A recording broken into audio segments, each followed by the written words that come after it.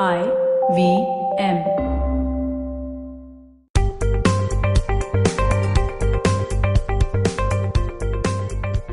On this episode of Paisa, Vaisa, Deepak Shenoy, founder CEO of Capitalmind, talks to me about portfolio management schemes. PMS is new funky way of investing in the stock market that has come up in the last couple of years. It's been around for a long time, but it's hot in the last few years. Deepak talks to me about how a PMS works, and you really want to hear that. Stay tuned for that episode. Hey everybody, welcome to another week on IVM Podcast. If you are not following us on social media, please do. We're IVM Podcast on Twitter, Facebook, and Instagram. Also, I wanted to ask everybody, it would be really great if you could recommend a show that you like to a friend. That's the way that we're going to spread the word about podcasting. Please go ahead and do that. This week on Cyrus Says, we have film critic Rajiv Masan. Cyrus and Rajiv discuss films they grew up on, the allure of movie stars, and the bright future of Indian films. On Simplified, Chuck, Naren, and Shrikit tell us about eco-friendly Ganeshas and how Ganpati immersions can be more environmentally friendly. On The Seen and the Unseen, Amit speaks to Yazad Jal, a fellow for economic policy at the Takshashila Institute, about India's ongoing job crisis. On the Pragati podcast, lawyer and policy analyst Amaya Nayak joins Pawan and Hamsani to discuss the Syrian civil war that's killed 500,000 people and displaced more than 10 million Syrians. This week on Paisa Vaisa, Anupam talks to Deepak Shenoy. Deepak's the founder of Capitalmind, and they discuss portfolio management schemes. The Rediscovery Project is coming out with its 4th season. Don't forget to catch Ambika and Hoshna with all new episodes from the 25th of September. And with that, let's go on with the shows. Folks, welcome to Paisa Vaisa. I'm your host Anupam Gupta, B50 on Twitter. This is our Bangalore special. I've flown all the way from Bombay to Bangalore to meet Deepak Shenoy, founder of Capitalmind. We've done tons of recording out here. We've done a long format episode on a lot of topics, and our recent episode was on active versus passive investing in the stock market. This, our final episode, is going to be on PMS, Portfolio Management Scheme. We are asking Deepak, because Deepak runs a PMS at Capitalmind, the basics about this. Who is it for? How does it work? What are the costs? Stuff, all of that stuff. Deepak, welcome back to Paisa Vaisa. Thank you so much for all your time. I mean, we've been talking for like almost 2 hours out now. It's been a lot of fun. Let's now come to the final leg of our recording and talk about this funky product called PMS. Okay, now 10 years ago, it's existed for a very long period of time. It has come into fashion, I think, on a broader basis in the last 3 or 5 years, because a lot of people have invested into it. Okay. Can you tell our listeners what exactly is a PMS, a portfolio management scheme? How is it different from a mutual fund, and how does it operate?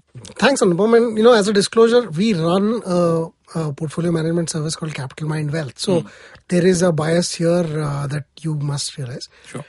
PMSs were started to be this Indian equivalent of hedge funds. Initially, in 2004 onwards, the idea was to get people to invest their excess money through managers in the market. The manager would put money into the market, and they would do a lot of things like investing in stocks and so on. They were allowed to charge a management fee like mutual funds are, but they were also allowed to charge a percentage of profits. So over time, they became a vehicle that said, listen, I'll take your money, I will take a management fee for that money, and I will take a percentage of profits above a certain price, above a certain return. So PMSs can have these structures, but in order to not to have only the more rich or affluent into these schemes, because they're riskier, I guess. They want to have educated. Can be riskier. Okay. Because if you incentivize a person to by saying you take a percentage of my profits, the guy is going to take more risk. So it tends to be something that SEBI wants to avoid for the common man. So they have put a limit today of 25 lakh rupees per person that a PMS needs to even start.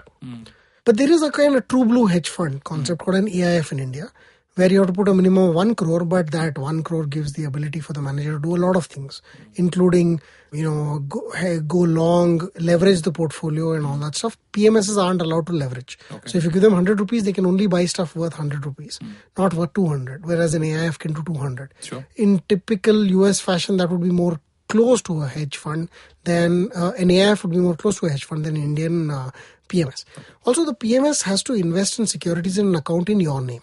Okay. Versus a mutual fund where the mutual fund owns the securities. Yeah. Here you have the voting rights. So if you don't like a policy of a certain company that you own in a PMS, you can actually vote against it yourself or ask the PMS manager to vote on your behalf against a resolution and so on. You own the voting rights, and You are also therefore responsible for all the taxation. A mutual fund can sell a stock. You will not have any tax incurred in India yet. Tomorrow that may happen, but in a PMS, any sales by the mutual by the manager happen in your account. So therefore, you have to declare those gains in your income tax return. These are small differences in there.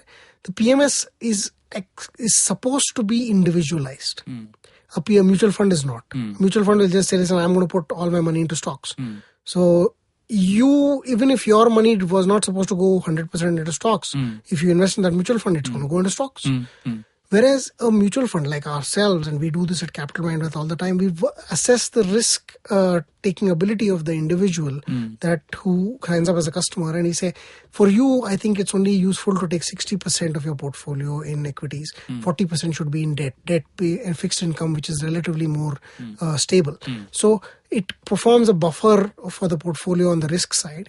And I can do this in a different way for different customers. I can have one customer with 40% equity, another customer with 80% equity. A mutual fund can't do that. So they can just have different schemes, which is 100% debt and 100% equity, but it's the investor's responsibility to split it between the two. We can even dynamically adjust and say, today you're 40%, but tomorrow I can make you 50%. Yeah. So I, as a PMS manager, get more flexibility perhaps to individualize or personalize some of the allocations. I can actually say to somebody, listen, you work at TCS, you're at a senior position, therefore for you, I will not buy the TCS stock. Whereas for everybody else, I might buy a TCS stock. I could say you will get a certain kind of portfolio and somebody else will get a completely different kind of portfolio because their risk assessment is different or their desire is different. I could say for one person, I will trade short term, another person I will trade longer term. Okay. So these are differences that PMS can individualize for individual customers. Sure. We tend to do some of them because we can't do all of them, as in create custom portfolios for everybody at Capitalmind Wealth, because it's not scalable. If I have 5,000 customers, I don't.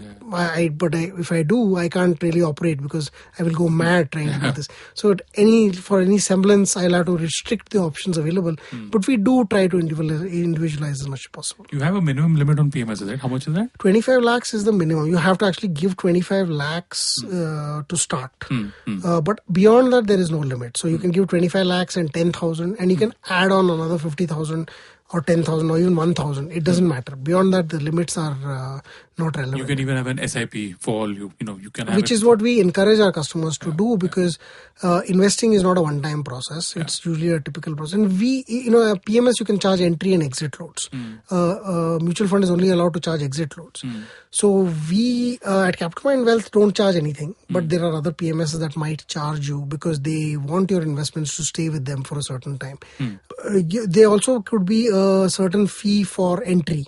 So they say 25 lakhs to enter, but please give us another 2% as an entry fee, because they may be paying a distributor a commission to bring you on board. So these commission structures are built into a lot of portfolio management schemes, whereas a mutual fund can't charge a lot of these. We at Capitalmind Wealth, we've kind of avoided it and kept it like a similar fee structure to a mutual fund, saying only management fee and nothing else. But as we've seen, there are some costs which you will incur as a PMS customer, but not as a mutual fund customer. Like, for instance, since we open a new DMAT account, there's a DMAT fee that's charged by the DMAT provider. That's some 300, 400, 500 rupees per year. We can't avoid that. So that's just an extra fee that has to be charged. But overall, the difference between the two you should consider as personalization. And the kind of risk that the manager intends to take should be clearly specified upfront.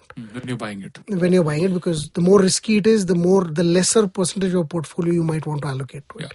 So that gets me to the next question, right? What are the various elements of cost involved in investing your money in a PMS? Okay, now let's say that I have, from somewhere, I've got 25 lakhs to invest and I sign up. I don't know about Capitalmind at all. Okay, so I guess my first question would either be a Google search or some kind of website. I might even go to my bank relationship manager or somebody or the other. Jara batao mere ko kya hai. Now, from that point of where I start searching till I write you the check of 25 lakhs, can you tell us what are the elements of cost and how the process works? So, first thing that you should definitely demand is a disclosure document from any PMS. They are required to give it to you. Everybody has one on their website usually. They will point you to it. Okay. The fee structure typically should start only after you decide to sign up. Okay. There will be a need to create a Demat account. There will be a need to open, in some PMSs, they actually make you open a bank account as well. Okay. You will have to give a power of attorney to the PMS or to a custodian in order to start the PMS account in the first place. That's because your Demat account is like a bank account. So you are giving someone else the authority to buy and sell your shares within that account. You're not doing it yourself. Yes. So, and therefore the power of attorney. Have I understood that correctly? Well, there are two things. First of all, when you give a Demat POA, a power of attorney, you actually tell somebody, I have the right to debit or credit shares into this Demat account. Okay. You don't need shares to credit. You need you need rights to debit. Okay. So you need a power of attorney to be given to someone. That someone can be a custodian, which is typically there for large PMSs. We have one as Capitalmind. Or you could give it to the PMS itself. Okay. The second is a right to buy and sell on your behalf. This is important and it goes only to the PMS. Okay. And you never give these kind of POAs to a broker. Okay. A broker cannot buy and sell shares on your behalf, although many of them do. It's illegal. It's you have not given them any authority. They can only buy shares if you tell them, I want you to buy X share. So explicitly you tell your broker buy XYZ share and sell XYZ share. Without that, the broker cannot operate. But a PMS manager can. It's called a discretionary PMS. Okay. Where a discretion is on the part of the fund manager. He can say, for Anupam, I'm going to buy TCS. And Anupam has no say in it. Correct. Of course, Anupam will call me and say, boss, don't buy TCS or I'll take my money back. That's a different thing. But when you have a large set of customers, you don't want to make decisions on permission basis. You want to say, listen, I've decided to buy this stock. Everybody's going to get it. So it's like giving him blanket permission ki boss, mere liye jo kharidna hai kharid. And I operate within a framework. So I can't go and buy some unlisted security. I can't go and randomly just buy my friend's company's shares. Go off the mandate. So I can't buy commodities, I can't buy currencies, I have to buy only stocks or mutual funds, stuff that's regulated by SEBI. Even if I wanted to, I could not buy an Amazon share because those I feel at least right now that you can't do a PMS on those kind of mechanisms. But you can do a lot of things with discretion. You can say, I can increase my cash levels, decrease my cash levels. I can invest in mutual funds for some part of the portfolio and stocks for the other part of the portfolio. This kind of structure exists. The costs that come to an individual who's a customer will be, they may be Demat costs, there may be entry fees, there may be management fees, exit loads, profit sharing fee. Which is typically 20% of whatever profits are made. And you may have a sign-up fee, if you may. There may be 2 layers of entry fees. You're required to disclose all of this in the disclosure document and in the agreement that you give to the customer, but these are all part of it. Then there are custodian charges, Demat charges, brokerage. You need to get a list of all the charges and their rates from the PMS before you buy them. Okay. What would you say are the things to look out for? For if I'm new to a PMS, what are the 2 or 3 things that I should look out for? So one thing is about how well they disclose their performance. In the sense, do they hide it? Do they tell you that I won't tell you which stocks you own? Some PMS do that because they don't. A lot of customers also have abused this and said, listen, you take 25 lakhs, I will put 5 crores. Whenever you buy a stock, I will buy the same stock. Front running or something of that back sort. Running. That's like saying that I give 25 lakhs to Capitalmind PMS, but I want him to tell me each and every day what he's buying and selling. So I go and tell my friends, or I run my own side portfolio in exactly the same manner, but without paying you any fees. Which is why some of the larger PMSs say, I won't tell you immediately when we buy. We'll give you a 15-day lag, 30-day lag, 1 quarter lag. So SEBI has some rules saying you can't go more than a quarter lag. You please tell people what they have. That's effectively like saying that if I invest your money in 1st April, you'll tell me only on 30th June what I hold in the PMS. Okay, sure. Okay. Which is a 30-day lag into this thing. So what we've done at Capitalmind Wealth is to say, listen, it's a 1-day lag. I have no reason to hide it. You want to front run me, please go ahead and front run me forever. It's not a problem that I face. But to a lot of other PMSs, they want to keep this a secret. So that's fine and it's allowed. Even for mutual funds, it's allowed. They only reveal it once a month. And there's not much point to that information because it's a snapshot. If I see it 5 days later, the underlying portfolio could have changed. So the other point about what to watch out for is the transparency in fees and their operations, because they should be able to allow you to get in, get out, add more money, remove money. They should be able to query you as easily as possible. The last thing is about how the PMS is structured and whether they're true to the operation that they're kind of saying that they will. We run an asset allocation PMS. So we allocate between equity and debt. We regularly invest in, so we actually do a daily bit by bit investment into the markets. Okay. So we do, of course, so there may be some times in which about 15 days nobody trades, but largely some part of your money is getting deployed on a daily basis for most people in the PMS. So this is our operational structure. We've made this very clear to all our customers that are doing it. Other PMS may have a different operational structure. They may say, listen, you give me 50 lakhs, I will put that 50 lakhs on one day in one shot. Right. This is something that they need to communicate. And as long as you're comfortable with that, that's fine. Because then you can time your investments. Instead of giving 25, 50 lakhs at one shot, you might say, take 25 lakhs first, then I'll put 5 lakhs next month, then 5 lakhs next month. So I'll average it out. Because I know your operational process is not to buy drip by drip, but to buy in one shot. As long as they're transparent about it, you should, it's a very good thing. And overall, don't invest in a PMS for short-term returns unless that's the stated goal of the PMS, because most PMSs will invest in small mid-cap stocks, which may take 5 or 6 years to realize at gain. So you'll see 1 or 2 years of underperformance. That's a given. And some of the biggest names in the industries which have a 1 year underperformance as I speak. And I think they're still great investments because the guys that run them are phenomenal geniuses.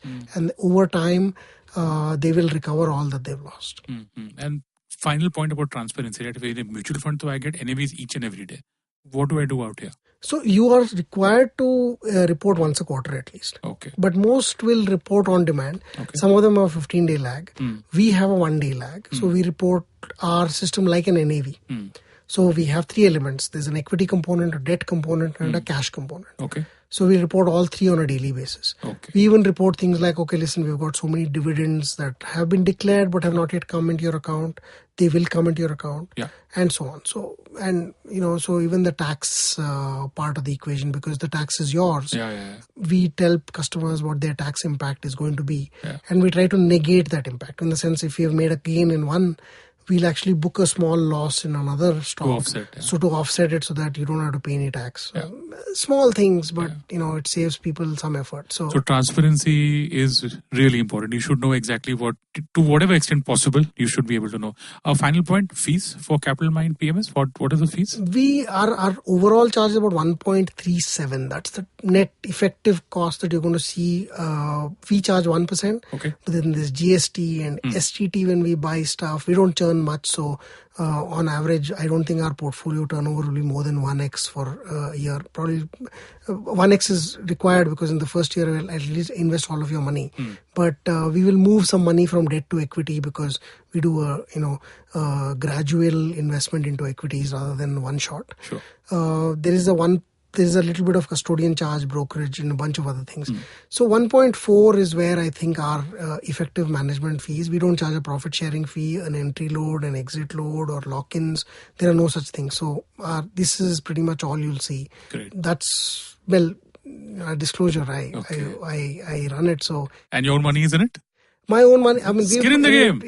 We are our own first customer. Fantastic. So we've got that, and we've got our partners have invested in it, and friends and family is. But we've taken care to not introduce a huge amount of money from our friends and family. Okay. Because otherwise, if it's your own money, mostly your own money, you don't care as much as for other people. So we've said we'll add our money as to keep ourselves less than 5% of AUM. Okay. So, the website is Capitalmindwealth.com. Folks, go to capitalmindwealth.com, get to know more about Deepak's PMS.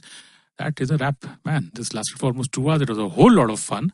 That, folks, is Deepak Shenoy, the founder of Capitalmind. He is Deepak Shenoy on Twitter, DeepakShenoy.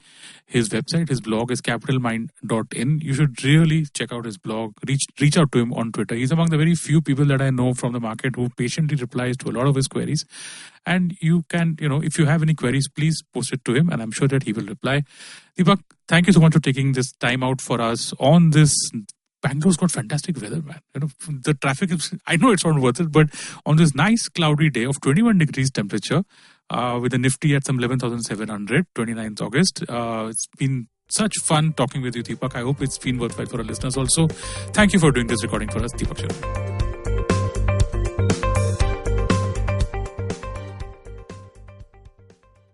No material on the show should be considered as financial advice. The material on the show is for informational purposes only. Please consult a financial advisor before taking any investment decision. Shunyavan, Shunyavan, Shunyavan, Shunyavan.